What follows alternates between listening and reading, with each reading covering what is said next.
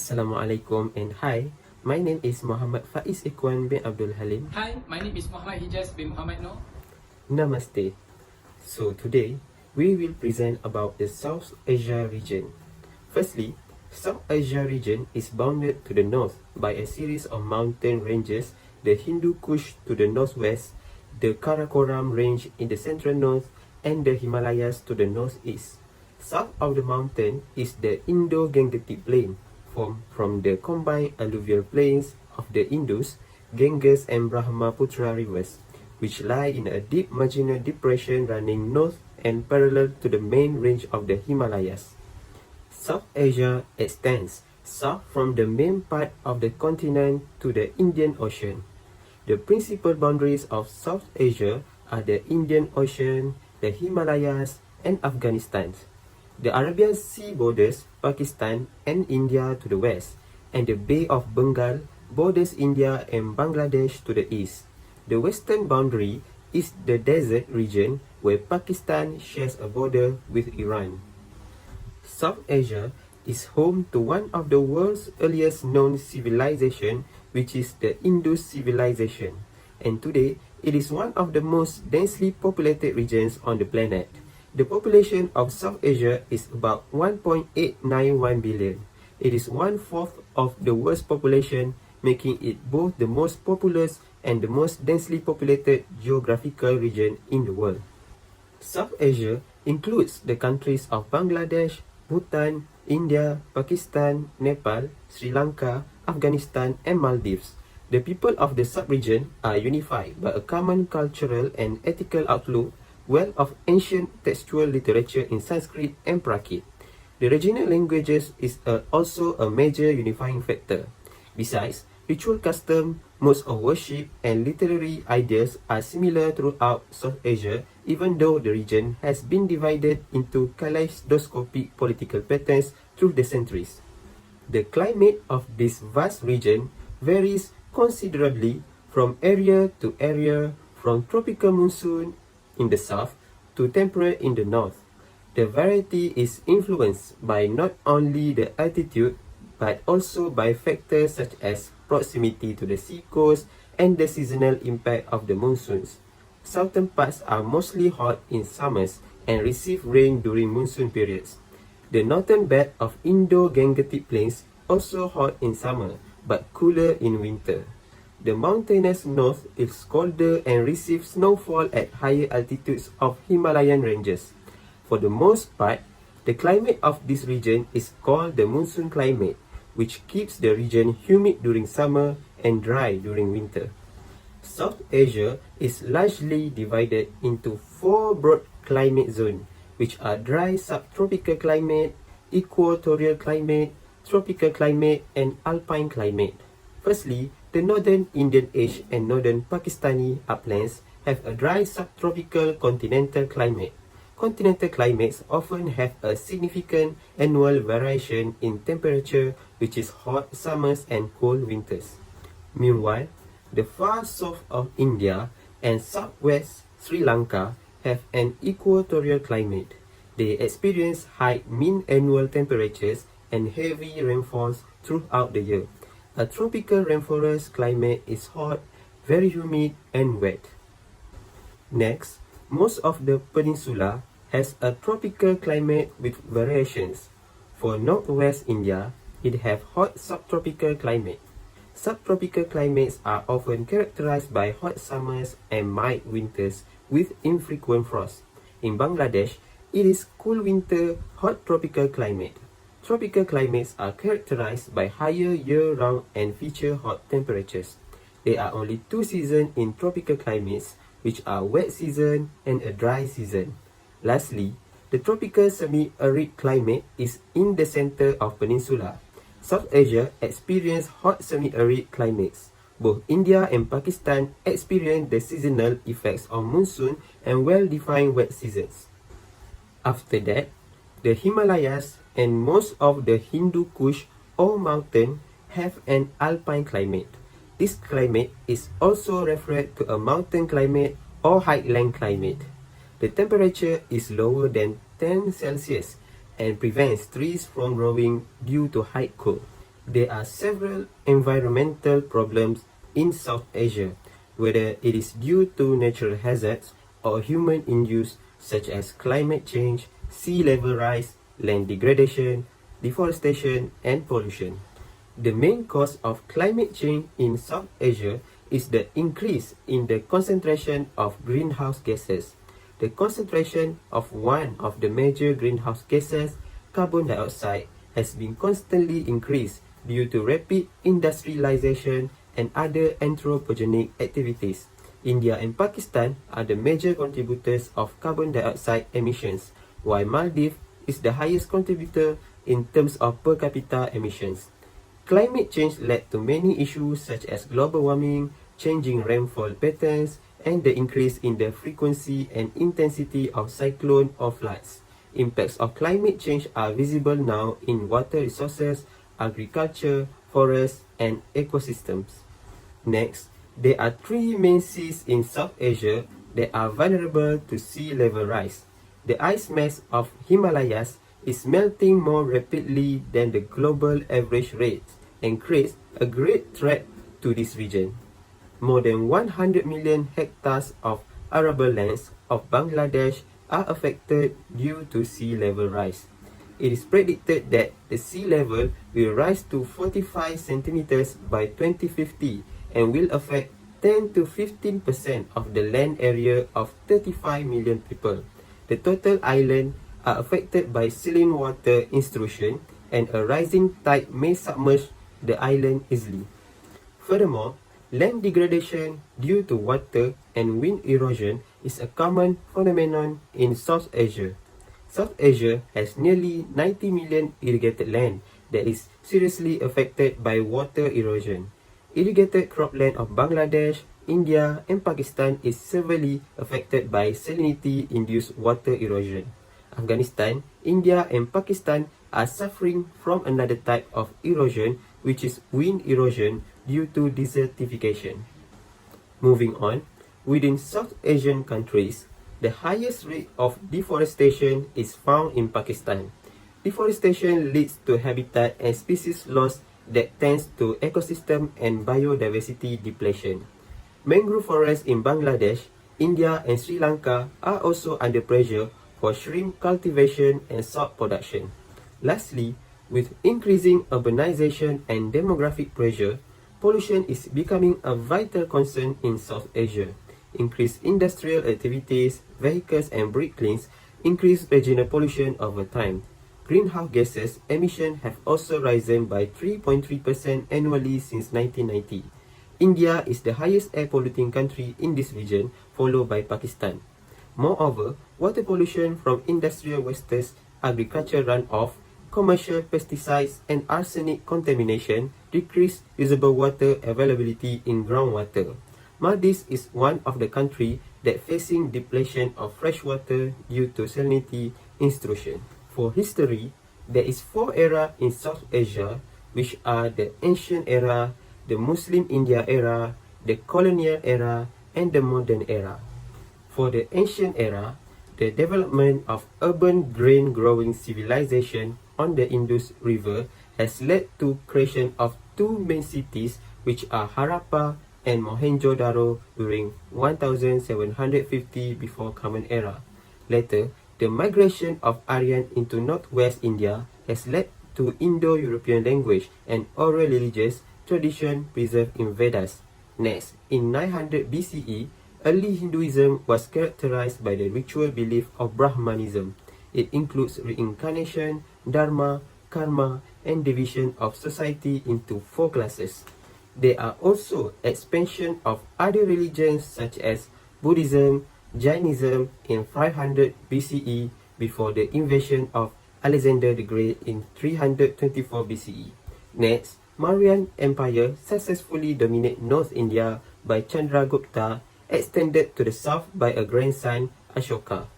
Development of Sanskritic culture such as major texts and figures of Hindu tradition take shape. For instance, God Shiva, Vishnu, and Sanskritic culture have expanded to South India in 250 BCE. In the Muslim India era, invasion of Muslims from Central Asia in the 8th century have led to the political dominance of Muslims in North India. It has led to the introduction of Persian culture and Islamic religion into South Asia. Turco-Afghan chieftains also established a sultanate at Delhi and dominate North India. However, during Vijayanagar Empire, the rise of Hindu kingdom in South India had resulted in the loss of independence for Muslim rulers in 1565. Later, the Mughal Empire had unified North and part of South India under its rule.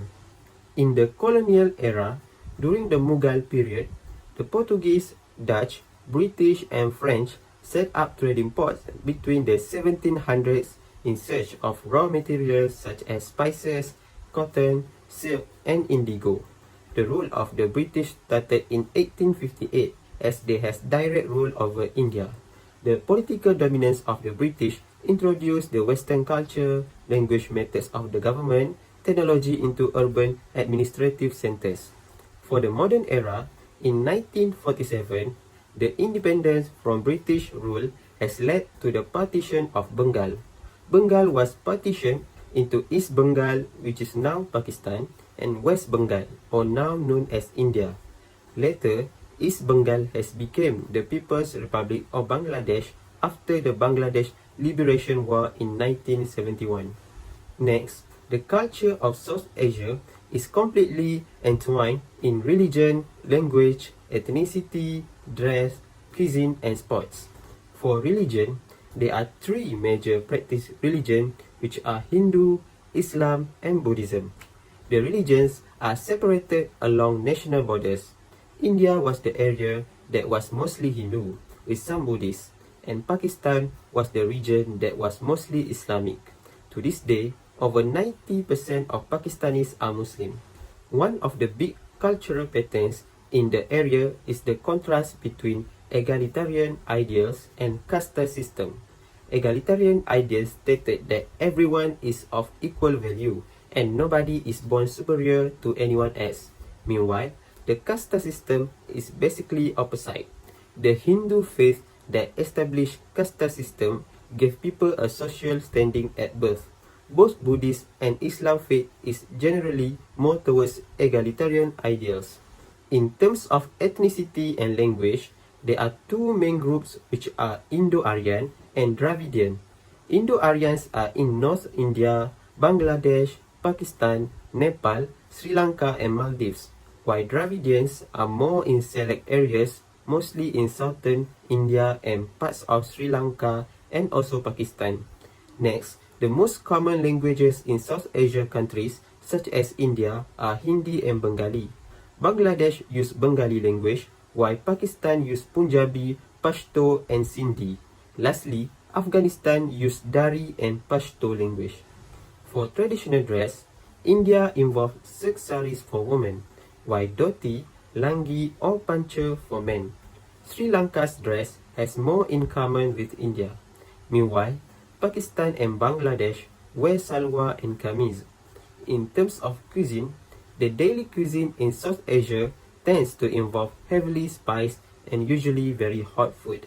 Foods in this area are flavored with various types of chili, black pepper, cloves, and other strong herbs and spices, and often with flavored butter and ghee. Turmeric and cumin are often used to make curries. In many places, meat is a big part of people's diet, including the Muslim countries. However, Hindus and Buddhists are vegetarian for religious reasons. Lastly, cricket sports is the second most popular sport in Asia and the most popular in South Asia. 5 countries includes Afghanistan, Bangladesh, India, Pakistan and Sri Lanka really love this sport. They find this sport easier to play and it has gained more popularity since then. At the Cricket World Cup, India has won 2 editions, while Pakistan and Sri Lanka have each won once. Next is organization in South Asia. The organization of South Asia is South Asian Associate for Regional Cooperation, SAARC. SAARC is an economic and political organization of 8 countries in South Asia. It was established in 1985 when the head of state of Bangladesh, Bhutan, India, Maldives, Nepal, Pakistan and Sri Lanka formally adopted the Charter. Afghanistan joined as the 8th member of SARC in 2007. To date, 18 summit has been held and Nepal former Foreign Secretary is the current Secretary General of SARC. The 19th summit will be hosted by Pakistan in 2016. The idea of cooperation among South Asian countries was discussed in 3 conferences. The Asian Relations Conference held in New Delhi in April 1947, the Baguio Conference in the Philippines in May 1950, and the Colombo Power Conference held in Sri Lanka in April 1954. In the ending year of the 1970s, the 7 inner South Asian nations that include Bangladesh, Bhutan, India, the Maldives, Nepal, Pakistan and Sri Lanka agreed upon the creation of a trade bloc and to provide a platform for the people of South Asia to work together in a spirit of friendship, trust and understanding. In 1983, the International Conference held in Dhaka by its Ministry of Foreign Affairs, the Foreign Ministry of the inner 7 countries adopted the Declaration on South Asian Associate Regional Cooperation SARC and formally launched the Integrated Programme of Action IPA, initially in 5 agri areas of cooperation, namely agriculture, rural development, telecommunication, meteorology and health and population activity.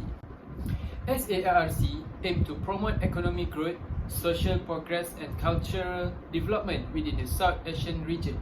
The objective of SARC as defined in its charter are as follows, which is firstly, promote the welfare of the people of South Asia and improve their quality of life, accelerate economic growth, social progress and cultural development in the region, promote and strengthen collective self-reliance among the countries of South Asia, contribute to mutual trust, understanding and appreciation of one another's problem, promote active collaboration and mutual assistance, strengthen cooperation with other developing countries, strengthen cooperation among themselves in international forums on matters of common interest, cooperation with international and regional organizations with similar aim and purpose. Next, move to the current issue in South Asia. Firstly, in India, the issue is about COVID-19.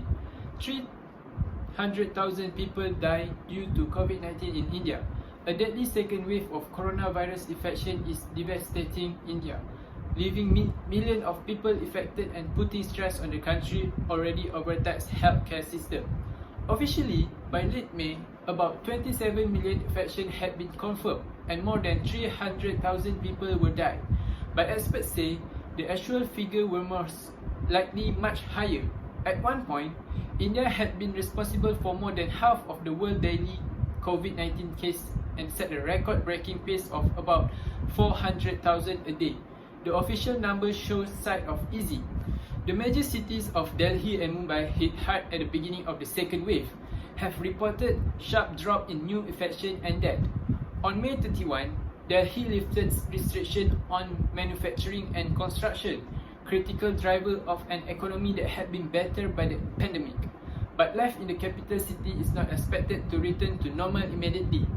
School and most business are still closed.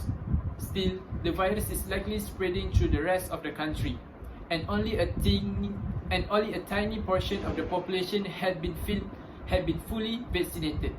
Secondly, the current issue in Pakistan is poverty. Poverty in Pakistan rose to over 5% in 2020, estimated by World Bank. The World Bank has estimated that poverty in Pakistan has increased from 4.4% to 5.4% in 2020, as over 2 million people have fallen below the poverty line. Using the lower middle income poverty rate, the World Bank estimates that the poverty ratio in Pakistan stood at 39.3% in 2020 until 21, and is projected to remain at 39.2% in 2021 until 22, and might come down to 37.9% by 2022 until 23. At a time when the World Bank has been showing rising trend in poverty, the government has just released poverty figure for 2018 until 19 and indicate that the poverty declined from 24.3% in 2015 until 16 to 21% in 2018 until 19 in the pre-COVID-19 period. Lastly, The current issue in Nepal same in India, which is COVID-19. COVID-19 case may double as infection hit record. Nepal has recorded 10,258 new coronavirus infection. Government data show the highest number report in a single day as the government project the tally could double by the end of the month. Nepal daily number of infection is likely to double by the end of January and hospitalization cases could increase greatly, putting further strain on the country's poor health infrastructure. Hospitals run short of beds and many patients die due to lack of oxygen when the outbreak of the new Delta variant peaked in May last year. Nepal, which has double vaccinated 40.6% of its 30 million people since last year, began giving COVID-19 vaccine booster shot to frontliner workers on Monday. Next, move on to the next subtopic, which is sub-region. The first sub-region is India. The map shows India, a country in Southern Asia that occupies the greater part of the Indian subcontinent. India is bordered by Bangladesh, Bhutan, Burma, Myanmar, China, Tibet Autonomous Region, Nepal and Pakistan. It shares maritime border with Indonesia, Maldives, Sri Lanka and Thailand. The capital city of India is New Delhi. There are three economic activities in India. Firstly is agriculture sector. It is the one of the most important sector of the Indian economy remain agriculture. Its share in the GDP of the country has declined and is currently at 40%. However, more than 50% of the total population of the country is still dependent on agriculture. Keeping this in mind, the Union Budget 2070 until 80 have give high priority to the agriculture sector and aim to double farmer income by 2022. Agricultural land is being brought under industrial and commercial use, thereby straining the remaining agricultural land. Secondly is food processing. Food processing has emerged as a high to grow and high to profit sector and is one of the focus sector of the Make in India initiative.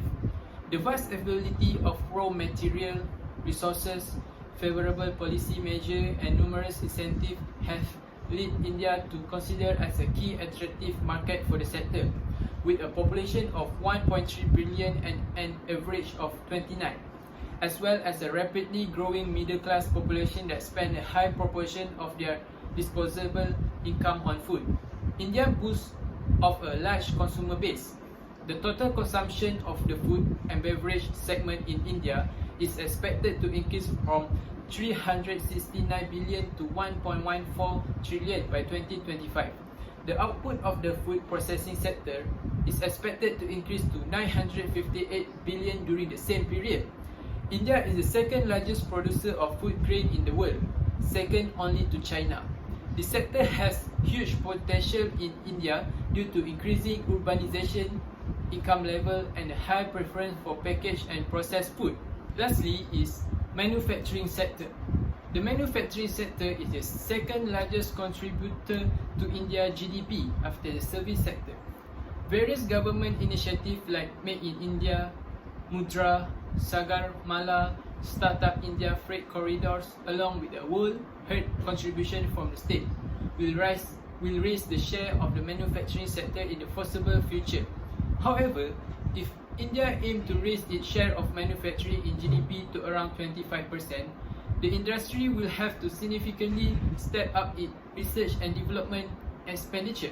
The quantum of value addition has to be increased at all levels, and the government needs to offer attractive remuneration to motivate people to join the manufacturing sector. So next, let's move to the next sub-region, which is Bangladesh and Pakistan. Bangladesh and Pakistan share much of the same cultural heritage as the Republic of India and were part of the British India Empire until 1947. Their central areas occupy lowland along the Indus River Valley and at the mouth of the Ganges and Brahmaputra River. Pakistan is a country of arid lowland and high mountain. Bangladesh is mostly low-lying, apart from the small, highly extended region inland of Chittagong, and is well watered by rain and river. There are two economic activities in Bangladesh and Pakistan. Firstly, agriculture sector. Bangladesh grow over half of the jute that enter world trade, as well as rice, tea and sugarcane. Expansion of the farming area in Bangladesh occur on new delta island formed by deposition at the mouth of the Ganges River and reclaimed by building costly dikes. These areas are below sea level and vulnerable to ocean surge during tropical cyclone. Next, Pakistan important crop are wheat, sugarcane, cotton and rice, which is grown as alternative to cotton. Some farmers are beginning to look to more profitable, labor-intensive crops such as vegetable and fruit. Much of Pakistan's best farmland is owned by wealthy people who treat it as sources of political power by controlling local voting rather than as a basis of greater productivity. Second, the economic activity is mining and industry. Both Bangladesh and Pakistan have reserves of oil and natural gas, although neither exploit them fully because they did not want multinational corporations to carry out exploration and production. Pakistan's important chemical industry is built in deposit of gypsum, rock salt and soda ash. Next, move to the last sub-region, which is mountain and island rim. Mountain and island rim consist of Afghanistan, Nepal, Bhutan, Sri Lanka and Maldives. The country of the northern mountain, Afghanistan, Nepal and Bhutan have environment that isolate them from global connection and foster internal strife through tribal rivalries. Events in this mountain country are influenced not only by what happened in the rest of South Asia, but also by interaction with neighboring countries in Central Asia, Iran, Russia and China. The island country of Sri Lanka and the Maldives have easier ocean connection with the global economic system, but experience other problems that restrict their fuller development. Next, the economic activity of mountain and island rims is agriculture. Sri Lanka, tea, rubber and coconut, and the Maldives, which is coconut, have commercial plantations that sell cash crops to world market.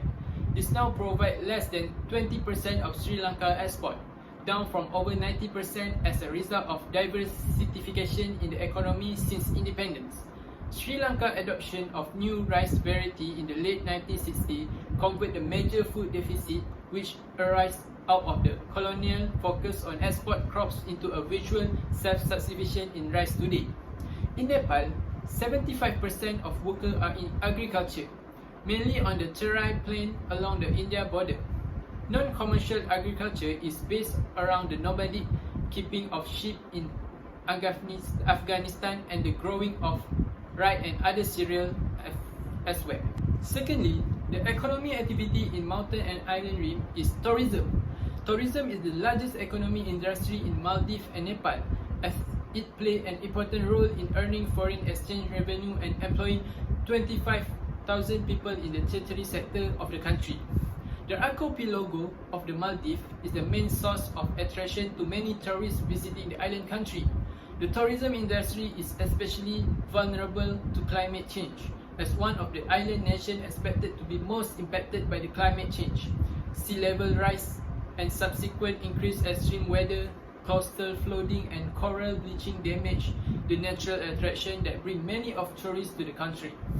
Last but not least, economic activity in mountain and island rim is mine, forest and fishery. Apart from natural gas in northern Afghanistan, which was formerly exported by pipeline to Russia, mountain and island rim countries are poor in mineral resources. Several produce gemstone. Sri Lanka is a major source of graphite. The forests in Nepal and Sri Lanka are cut and used locally, mostly for firewood, leading to deforestation and erosion as population have increased. The resultant barren hillsides convert to rapid soil erosion and give rise to rapid runoff and flooding. Next, fishing is important to the economy of Maldives, where tuna account for 16% of export. So, I think that's all for me and my group member, Mohamad Faiz, for Chapter 7, which is South Asia. Thank you and see you again.